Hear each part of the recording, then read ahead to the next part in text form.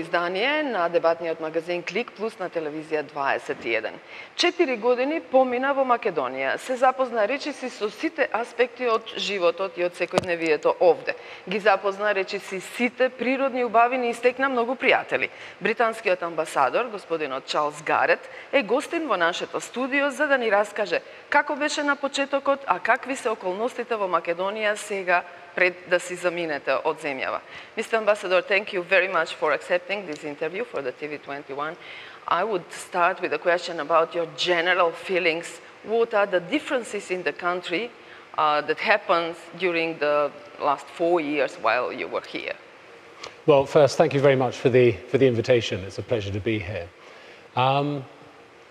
It's a very interesting question because looking back on the 4 years, it's been quite a journey for anyone who is interested in Macedonia or has been involved in working here. When I arrived, I think the overall sense was of a country which had kind of lost its way. It was blocked in a sense. It was a bit like the film Groundhog Day in a sense. You know, Macedonia would do a bit of reform, the government would do some work. At the end of a 12-month cycle, the Commission would say that the country was ready to open negotiations, and then nothing would happen. And you had the same kind of annual cycle on the NATO side as well, where it was judged to be in the right place, but then nothing would happen. And I think that the key thing there clearly was that the continuing main issue, the dispute with Athens, was causing that block. Now that has been removed, and there's a genuine sense that the country at last has the opportunity to move forward, and that's a really significant difference. I think there's a lot that needs to be done, and no one's saying that road ahead will be smooth, but it is a very, very significant difference. From your communication with your colleagues, is it a general sense that it's easier to breathe now? Yes, I think so. In the sense that there is at least a future perspective, if you like, but with that future perspective comes enormous responsibility. One can't just expect the country to move forward automatically. Moving forward really requires a lot of very hard work in the sense of difficult decisions. And while you can breathe more easily, it's perhaps something that requires puts enormous demands on people involved. You've been in the diplomacy for almost 30 years, if I'm not wrong. From your experience from all around the world, what were the most important moments when you and your colleagues from the international community, you had to intervene here? What are the most memorable moments? Here in Macedonia? Yes. Well, if you look at the 4 years, as I have, because I'm leaving and I have that sort of retrospective view, certainly I think it sort of falls into probably 3 important moments. There was the bit when I first arrived here, and the political difficulties then were about SDSM as an opposition party not taking up its seats in Parliament, which was something that we worked to try to put right, because obviously Parliament is the place to have conversations about democracy. Then there was a kind of middle piece, which was the 2 to 3 years of really heavy political crisis and the efforts to find reconciliation there, to make the Persian agreement stick, and then through the elections and so on. And then there was the final piece. I think the most difficult bits were clearly in that central period, and I mean there were many very difficult moments, but some stand out. One was the shootout in Kumanovo, which was left 18 people dead, which was a really very troubling and difficult moment. Another, of course, at the other end of that period was the violent assault on Parliament, which itself raised a lot of questions and really raised the temperature. And in between, there were very difficult moments, for example, around the pardons crisis as well. That was a difficult time. But throughout, there was a raised level of tension, if you like, which was difficult to handle. Practically, it was the most turbulent period for Macedonia as well in the last decade. So you witnessed not just those 3 moments you've mentioned, but also one of the biggest scandals in Europe with wiretapping of telephone communication of thousands of people. What were the questions you were asked by your colleagues abroad about that scandal? How did you explain? Well, I mean, without breaching any confidences, when the wiretap allegations started being aired in public, we, of course, were reporting it back to London. And the response from around the network was extraordinary. You know, I mean, really? Is this the situation? And with each allegation, and I should emphasize, these, you know, are for the most part allegations, they're not proven things, but with each allegation that came out, you know, there was, you know, detail about something that had gone wrong, something that had aimed to undermine democracy, something that was a challenge to the rule of law, and so on. These attracted a lot of attention, and I think served to help people understand that there was a significant set of problems here which were a challenge to Macedonia if it wanted to strengthen democracy and the rule of law and move forward successfully. Now, a series of court cases related to this scandal are going on, but there is no end, there is no finish of any of them. Do you believe that there will be justice for everyone involved?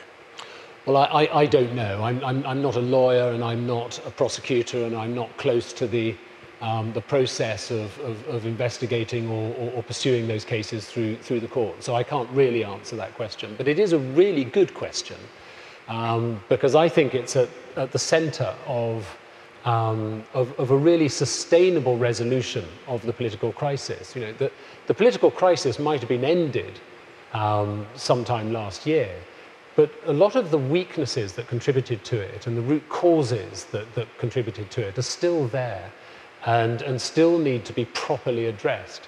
And one of those is this question of impunity, or looked at in a more positive way, accountability for people's individual actions and institutions' actions. And so the special prosecutor's work, and of course the public prosecutor's work, is really essential in this regard. If they can fully pursue these allegations, these investigations, and bring people to justice, then that will show that impunity is no longer such a big issue. It'll show that accountability is really the name of the game. And I think that'll be very important. If it happened in Britain, how long would it take for the courts or for the society to come closer to a resolution? Well, it's always very difficult to compare one legal system with another. There are different ways of doing it. There are different challenges and pressures on the court system and the prosecutorial system and the investigative system and so on. So it's very difficult to draw sensible conclusions about that sort of comparison. But I would say one general point, which is not directly related to the wiretap allegations themselves, but which is in the same sort of area. And that is that a lot of what has happened, I mentioned the Kumanovo shootout, the assault on Parliament, various other lesser issues that happened, but nonetheless important things. These things really need to be understood, properly investigated and understood. I mean, who can tell you with authority what happened in Kumanovo? You know, I mean, I know that there are suspicions about how it happened. I know there are stories about how it happens. I know there are assumptions. Some people say they're 99% certain it happened this way. But with something as serious as Kumanovo, it's really essential that that gets fully understood so that the lessons can be learned and that it makes it less likely that it'll happen again in the future. That's really important. And I think that, you know, a difference between the UK and here is that that investigation, that public inquiry, that proper look at what it was and learning the lessons would have happened quite quickly after the event. And people would have been able to move on stronger, more confident that it wouldn't happen again. And I think that's something which Macedonia has to aim for. Obviously, the judicial reforms is one of the biggest tasks for the government and for the society in terms of realization of the date which was given for EU accession talks. Do you think that in 1 year time substantial changes can happen in this aspect? Well, I would hope that positive changes can happen, and I would clearly hope that negative ones won't happen. I think what the conclusion yesterday shows is that Macedonia now has a path forward. It's been set out and it's been agreed. It's a path forward to June next year and opening negotiations, and that's a really positive thing. And I would hope that that doesn't come under any sort of challenge, and I don't see any reason why it should. On the other hand, a lot of people are talking about the conditions that are attached to that, and that can only be a positive thing. You know, moving Macedonia forward towards membership of the European Union requires a set of reforms, as we all know, and that's what those conditions are about. So it's about, you know, sort of making further steps towards something that Macedonia is going to do anyway. So that's a very positive thing, and I do hope that those changes can be made. Even if it happened differently, even if the date was given for the next week, for example, definitely the same steps would have been in place for the reforms? Well, they have to be done anyway, right? I mean, you know, there is a standard that an accession country has to achieve before it finally becomes a European Union member state. And that is all ahead of Macedonia, and whether it achieves it in the next few months or the next few years, it still has to achieve it. The EU Commissioner for Enlargement, Mr. Hahn, said that the Commission now can start the screening process. Can you describe for our audience what does it mean? Well, the screening process is a way of looking at what the situation is in the country, essentially. Situation. Yes, it's about setting out what the picture is, what needs still to be done, and essentially it sets a kind of framework for the negotiations for when they open. Is it good that Macedonia and Albania are together in package, and probably they will go with their steps further together as well? Is it good, but there were some questions of dividing, of taking decisions separately of the countries? Yeah, I mean, I think the pairing of Macedonia and Albania is really only something that happens in the context of the conversations about next steps in the enlargement. Actually, one needs to look at each individual country as its own special case. And you know, Macedonia needs to focus absolutely on the reforms that it needs to make in order to move forward. And when it's achieved those, progress will be possible. Mr. Ambassador, why the EU member states were that divided in terms of making decisions about Macedonia and Albania and opening negotiations process? Why France and Holland and Denmark were so suspicious that the countries from Western Balkans should join in the near future in the EU? Well, you'd need to ask the French and Dutch ambassadors and the Danish ambassador for a particular response to that. But I mean, the general point is that we live in a turbulent world. There are a lot of geostrategic pressures going on, which inevitably find their expression in policies, in the way people vote in member states and so on. And I think that's partly what we're seeing here.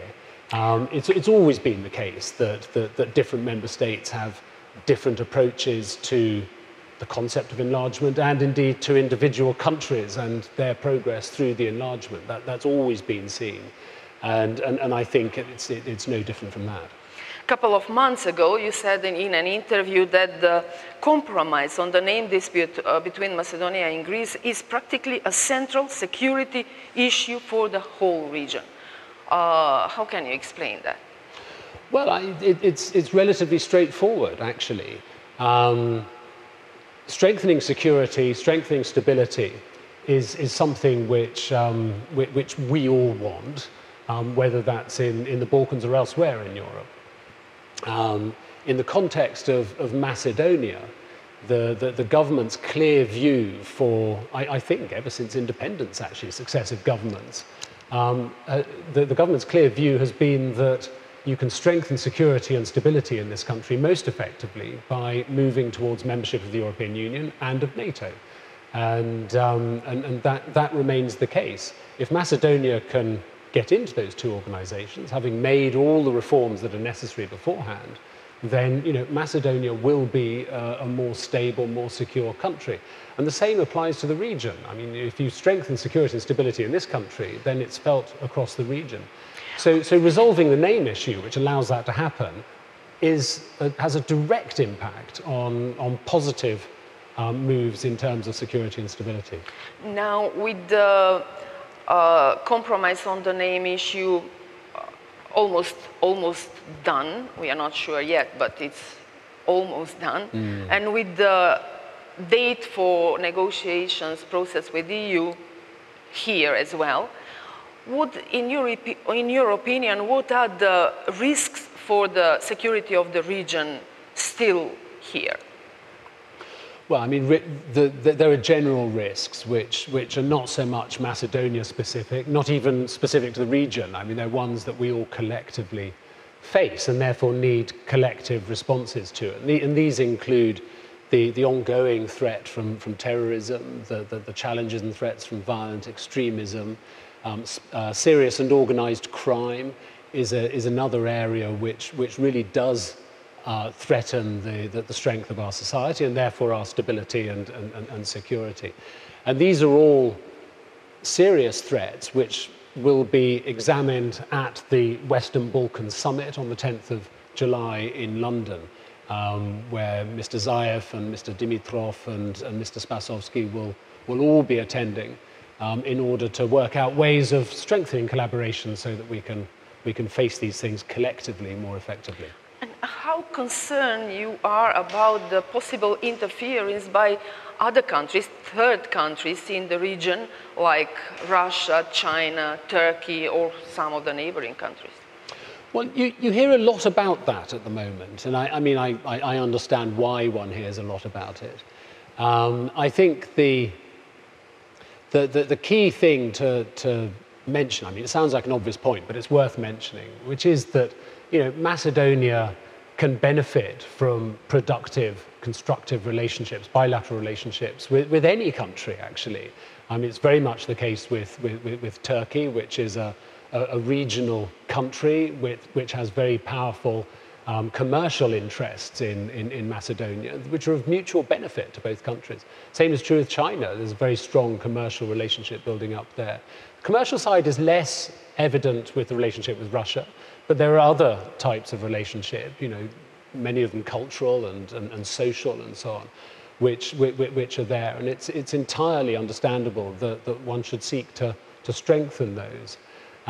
So, in a way, this sort of question of sort of third country engagement in Macedonia is something which, is normal. Were you surprised when you saw the Russian flag in the middle of the protest against the agreement with Greece recently? Not really, given the presence of the type of people who are demonstrating there. It wasn't such a surprising thing, but it's another thing to sort of jump to any conclusions from that.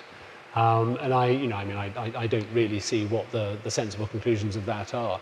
I mean, I think the main point here is that not only has every successive government in Macedonia said that they want to move towards EU and NATO membership and look in that direction for strengthening the country, but the public here overwhelmingly support EU and NATO membership. I mean, extraordinary support in successive opinion polls for that. So I mean, that is the way the country wants to go, and that's why we will support it in its efforts to do that. So in that terms, are you concerned about the next steps regarding the agreement between Macedonia and Greece, because there are a lot of uncertainties yet on both sides of the border?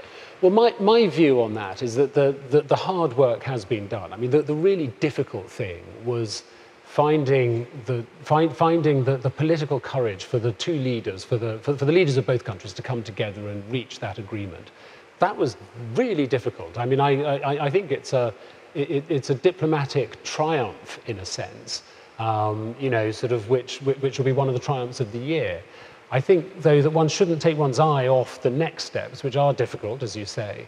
But you know, having achieved that first difficult challenge, then I think, you know, the determination and the energy and the ideas exist to push it through to the final conclusion. If you meet the leader of the opposition, Vamaro Dopamane, these days before you leave Macedonia, what would be your message to him regarding the agreement between Macedonia and Greece? Vamaro is opposing the agreement, saying that it's against national interests of the country. Well, he and I have talked about this, you know, sort of off and on quite frequently, actually, over recent weeks and months. And he knows very well what the UK position is on the name issue, that we welcome it very strongly, as Theresa May said when she wrote to Zoran Zaev last week. So he knows my view on that. I know his view on that. And, you know, I mean, that's perfectly normal. You know, I mean, it's good to have public debate about these things. Different positions exist on policy questions, and it's perfectly normal to express those and debate them. There is not a lot of time to the referendum which was announced, which is expected somewhere in September or early October here. Do you think that the people will understand the values of possible membership in NATO, of possible membership in the EU, or the values of the agreement between Macedonia and Greece? Well, I think so. I mean, the two things are inevitably connected. And as I was saying earlier, there is massive public support for EU membership and for NATO. And as this deal opens the door towards moving towards that, then that's a very positive factor. Are you a bit familiar what's going on in Greece? The Greek Prime Minister was in London recently, and he was praised by the Prime Minister, Ms. Theresa May, regarding the agreement with Macedonia. But there was opposition. There is an opposition very strong in Greece and in London as well. He was booed by some people, Greek people probably, Greek community in London. Yeah, I don't suppose he will have been surprised by that. I mean, you know, there have been the demonstrations in Thessaloniki and in Athens over previous months. And again, it's normal. You know, you have different positions on policy questions in any country. And you know, sometimes that leads to debate, sometimes it goes beyond it to demonstrations as well. But I think that just illustrates the political courage that both leaders, who both face opposition to what they've been trying to do in their domestic, in their own countries. It shows the political courage that they have had to show in order to reach the agreement. It's very interesting that the diaspora, Greek and Macedonian, are strongly against the agreement between the two countries. And those are the people who chosen to live mostly in Western countries with strong democracy, with the values and standards of developed countries, most of them members of NATO as well. And their position towards their motherland is completely different. How do you explain that? Well, I wouldn't like to speculate on the motivation of individuals in the Macedonian diaspora, or the Greek diaspora for that matter.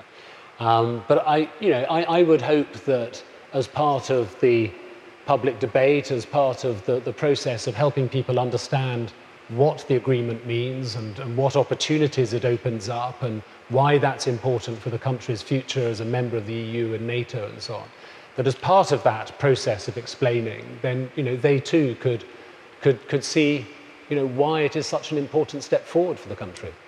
Mr. Ambassador, a couple of years ago, I'm not sure when it was exactly, you wrote a blog with your vision on Macedonia in 10 years' time. Yes. Was it at the beginning of 2017. Yes. So it's not that far, but some of the points in your list are already met. Practically, you have predicted several of them. A compromise on the name issue, which is checked now. Macedonia to become a good example in the region for excellent leadership, exceptional achievements toward Euro-Atlantic integrations, according to foreign representatives. It's also checked.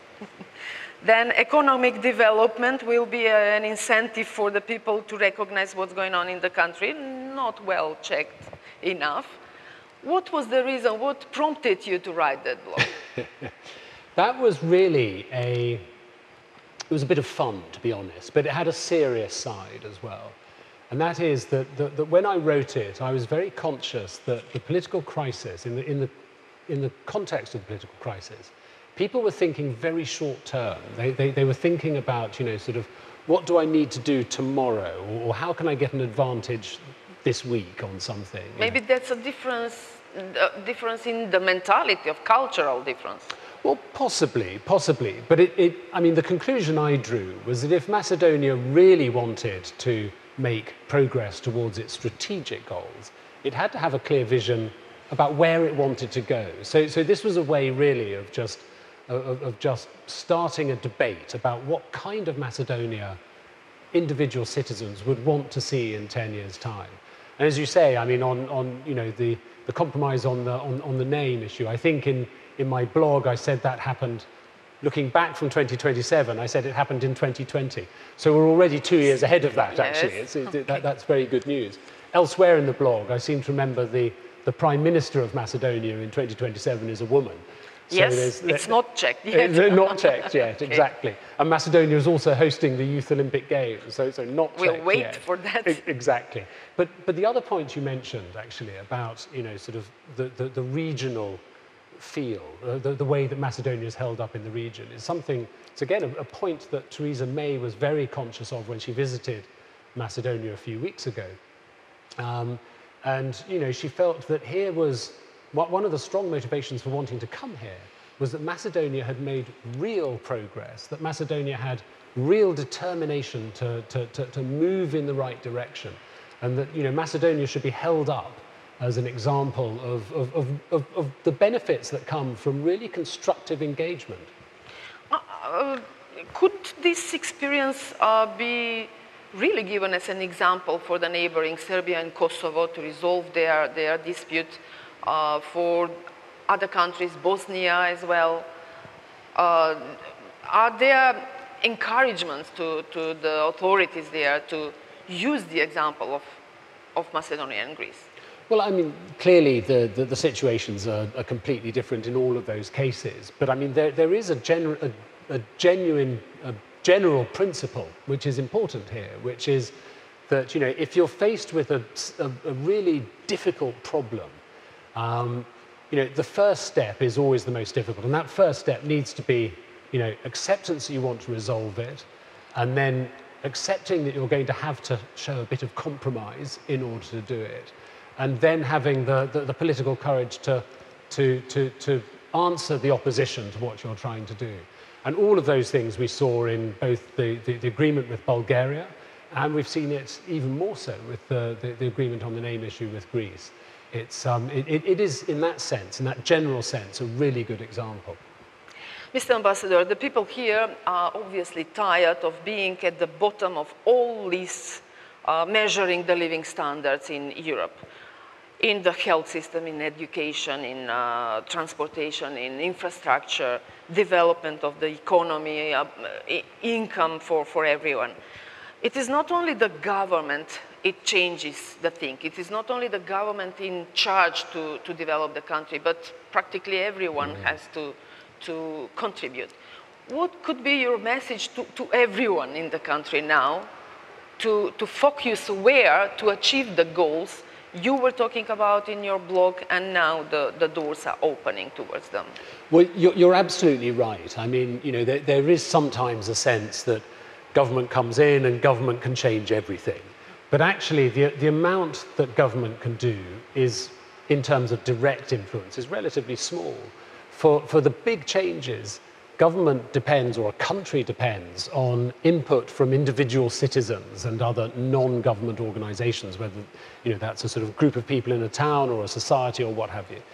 And so I think that if there is something that individual citizens can do, it's about sort of thinking of where they contribute to moving something forward, how they can demand more from the politicians that represent them, because very often a failure to move something forward, whether that's health or education or defense or roads, whatever, is sometimes about just bad decisions on how you spend money. So that sort of democratic engagement where individual citizens follow what government are doing and call them out when they do something wrong, can have a very beneficial effect if it's done across the country. Britain practically is supporting a lot of organizations, youth organizations, environmental organizations, media practically. Is it in terms of development all the society to contribute, as you said previously? Well, yeah, absolutely. I mean, society is, after all, made up of individuals. And if individuals contribute to society, then society as a whole becomes richer. And you see that in sort of almost anywhere you look, actually. I mean, you see that in terms of care for the environment. I mean, of course, government is responsible for regulating pollution levels. It's responsible for organizing rubbish collections and running landfill sites and so on. But individuals can also make their effort, through recycling, for example, through not leaving litter around.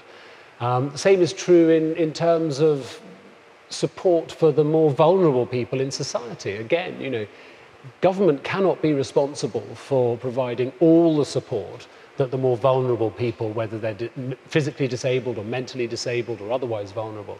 It's about individuals taking some responsibility and providing that support as well. You were practically very proactive in all kinds of different aspects of social life here. Your contribution towards equal rights of disadvantaged groups or vulnerable people was very valuable for them. What is the feedback you've received from the parents, from the people, that you encourage to come out of their homes and do something and be active and be integrated in the society? Well, I mean, the feedback is very positive, as you'd expect.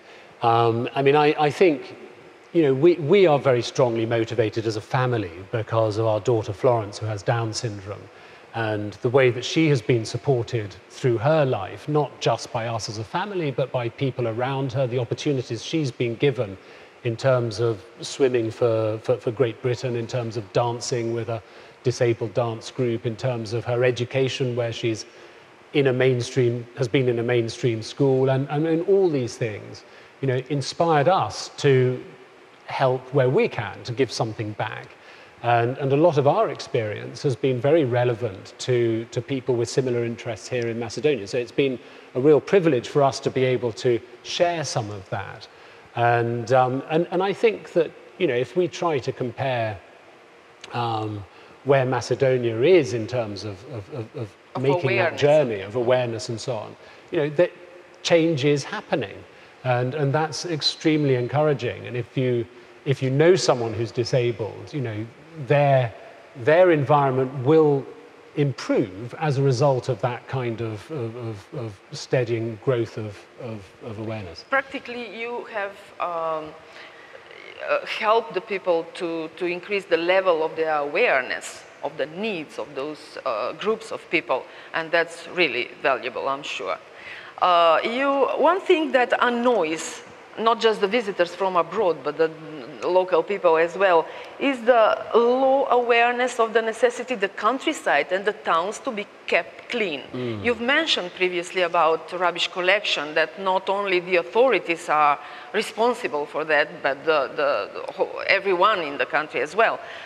So you decided to give your own example with your colleagues, foreign ambassadors as well, when you got out to clean rubbish around the river banks of Vardar in Skopje, the Canyon Matka as well. But the situation is not improved, as you can see probably if you visit those places. What is your comment now? Why the mentality is so difficult to change?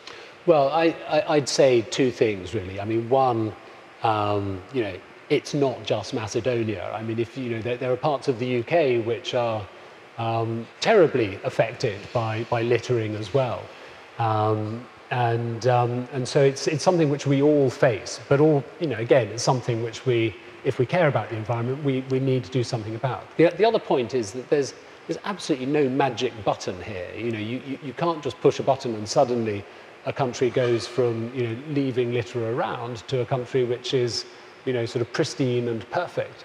It requires to change. It's a cultural thing. It's a cultural thing. You need to change behaviour, and that takes time. It's about encouraging people. It's about leading by example. But who is to blame at the moment? The irresponsible people or the authorities who are refusing to issue penalties practically? I don't see it so much as a blame game, to be honest. I see it certainly as something where institutions, government, whatever, and individuals have a responsibility. And that's something they need to live up to. It's also an opportunity, right? I mean, you know, if you have an environment which is, you know, has pollution or has litter around, it's an opportunity to do something about it and find yourself in a better environment. That's great. It's something worth working for. What would be your positive memories from this period of 4 years you've spent in Macedonia?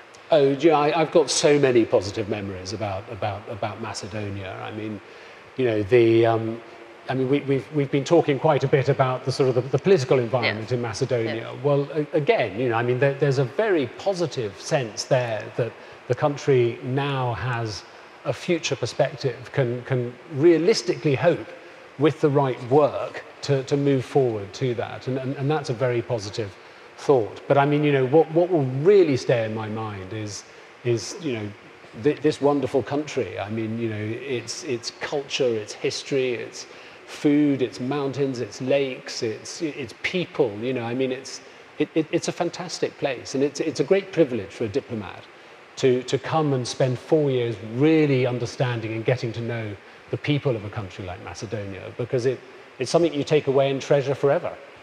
You've been, and not just you, but your family, you were keen mountaineers, and you have visited a lot of places, probably more places than an ordinary citizen from the country. What would you recommend to be visited, not just for the local people, but foreigners as well? Okay, I've got a long list, but here are a few examples. If you like mountains, I can so recommend doing some ski touring in Planina. I mean, it's unbelievably beautiful. The snow is fantastic, and the guides who can take you up are absolutely, you know, the equal of any guides anywhere. So that's a really wonderful thing to do.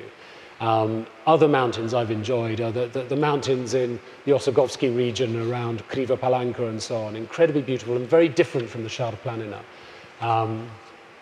Galichnik is a wonderful place, you know. Mavrovo is beautiful. Pelister, wonderful. The lakes are just magnificent. I mean, you know, people in Western Europe rave about, you know, Lake Geneva, for example. Well, Lake Ohrid is easily the equal of Lake Geneva. It's a magnificently beautiful place and well worth visiting. But then, you know, I mean, for me, and this is, you know, something that I've always felt very strongly about, the religious heritage of this country, which you see in the, you know, absolutely exquisite gems like the painted mosque in Tetovo or the Mustafa Pasha Mosque here in Skopje, or the many monasteries around the country with just, you know, I mean, some of the artwork in the frescoes in those monasteries, you know, sort of makes me want to cry. It's so beautiful, you know. And yet every time I go to a monastery, there's no one there, you know. Again, that's nice for me, but it does show that these are... it's taken for granted here. It's taken for granted here, and it's not recognised outside the country, you know. I mean, there is so much for people to come and explore in Macedonia. So are you going to promote Macedonia to the people in the destination where you'll have in your future? Oh, yes. Yeah, absolutely. If anyone asks me about Macedonia and says, where shall I go in Europe, Macedonia will be there. We'll go back a little bit on the political side again. According to the report agreed by the Committee of International Relations in the House of Lords in London, UK, even though it is going out of the EU, it is still a strong supporter for the countries of the Western Balkans to become members of the EU. Someone will ask why a country leaving the organization, leaving the bloc, is supporting or encouraging the others to get in. Yeah, it's an understandable question, but it has a very simple answer, and that is that the government here in Macedonia has, as we were saying earlier, it's always seen joining the European Union and joining NATO as the best way of strengthening its security and strengthening its stability. We want, as the UK, we want to help Macedonia strengthen its security and stability because that's good for us as it is good for Macedonia and the region. So we will support Macedonia in those geostrategic, those strategic goals of joining the EU and NATO. It's as simple as that. The EU is not for every country in Europe. That's what the people in Britain decided, and several other countries in Europe are not members of the European Union. But that doesn't mean to say it's not a good target for Macedonia. Of course. Mr. Ambassador, what's going on in Britain regarding Brexit? There were thousands of people marching last weekend. Supporters marched through London streets on Saturday demanding a final public vote on the terms of Brexit. What does it mean? Well, I mean, it's no secret that the public opinion in the UK is divided on Brexit. I mean, in the referendum itself in 2016, the result wasn't so far away from 50-50, actually. And if you look at successive opinion polls since then, it shows that the country is still divided on that question. So it's really no surprise that you get demonstrations like that and public debate. For those who follow the public debate in the UK, public debate is really quite heated, quite active. That's something which will continue, is my guess, as the negotiations continue and probably beyond when the UK will leave the EU in March next year. Are there any changes, let's say, in the economy of the country regarding the Brexit, connected with Brexit? Well, my sense for that is that changes in the economy take a while to feed through. I mean, there was a lot of talk before the referendum of the economy of the UK taking a hit if it voted to leave the European Union. It didn't seem to do that in 2016. I mean, inevitably, a big change like leaving the European Union is going to be something that companies think through. It's going to be something possibly that will affect people's spending decisions and so on. But I think it'll be a while before we really understand what the economic impact has been. Were there any financial companies, banks that are leaving or left city in London? There's a lot of talk of that, but I think it's worth recalling that the City of London is the foremost financial services centre. Certainly in Europe, it's one of a very small number, 2 or 3 around the globe. So it has enormous weight itself, and I think that is something which will help it weather any of the storms associated with EU exit. Are still majority of the people in Britain, a small majority, still afraid of people coming to work there from Eastern European countries, from the refugee wave which reaches Britain as well? Well, it's a huge question. All those questions were very important for the decision on Brexit. Yeah, absolutely. And I mean, there are different opinions wherever you look on that. I mean, there are businesses in the UK which absolutely depend on talent which comes from outside the country, and you get a lot of support for continuation of that kind of immigration. There are people who find that their communities have been impacted quite significantly by imported labour, for example, in agricultural parts of the UK, and they may take a different view.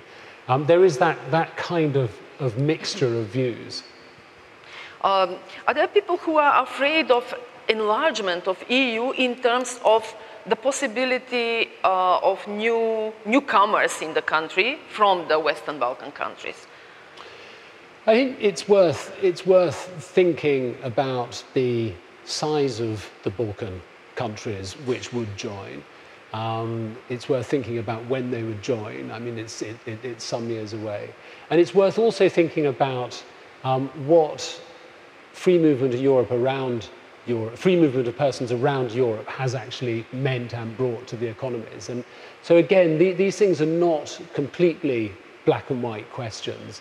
And it's not clear necessarily what people think about enlargement of the Balkans, but I think there are a range of different views on it. When we were talking with representatives from France, they said that the general public in France, they are not aware of the dimensions of the population of Western Balkan countries, but they are they don't want to hear about the word of enlargement because they relate it with newcomers trying to find a job. They are trying to use their benefit system.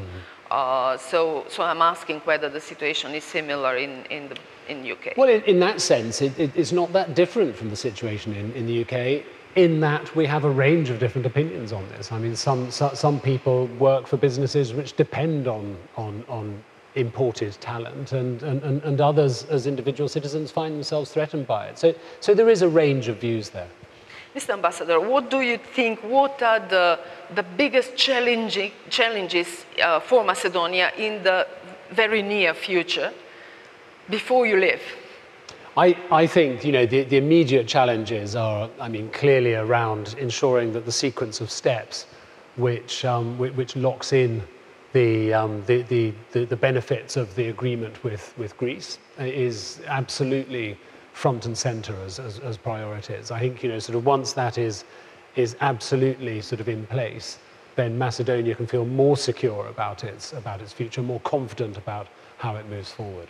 Even with new duties in the future, are you going to look from time to time what's going on in this region? No. Bez drugo. Can we switch in Macedonian at the end? A sentence or two in Macedonian? Okay, why not? Yeah. Се надевам дека ќе доаѓате од време на време да видите како се одвиваат работите овде. Sorry, I missed the last bit. I hope that you're going to come here from time to time to visit the country and to reassure what's going on and whether the things are going in the right direction. Без друго ќе се вратам во Македонија. И дури од далеку ќе гледам на држава и се надевам дека сите ќе биде окей. Дали понекогаш во супермаркетите во Лондон ќе барате производ од Македонија? Секако. Има и ајвар, и ракија, и вино во супермаркетите во Лондон. И сладко, ако не се лажам, од антрепренер кој е англичанец и работи овде. Какви сладки? Конзервс. Да, смокви, например. Да, има во Лондон и ќе ги купувам. Можете ли од таа страна да помогнете за развој на економијата, за нови инвестиции во земјава? Британски се разбира. Како не. Македонија има многу предности за инвестиција од Британија, од други земји. Веќе има тука во Македонија повеќе компании од како Johnson Matthey, како Comfy Angel во Прилеп, како многу други. И мислам дека во иднина исто така ќе има уште повеќе.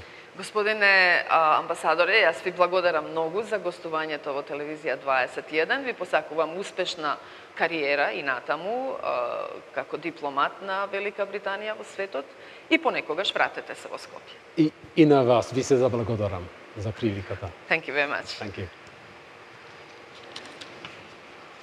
Ја следевте дебатата ClickPlus на Телевизија 21, разговор со британскиот амбасадор господинот Чарлс Гарет, кој помина 4 години во земјава и наскоро си заминува.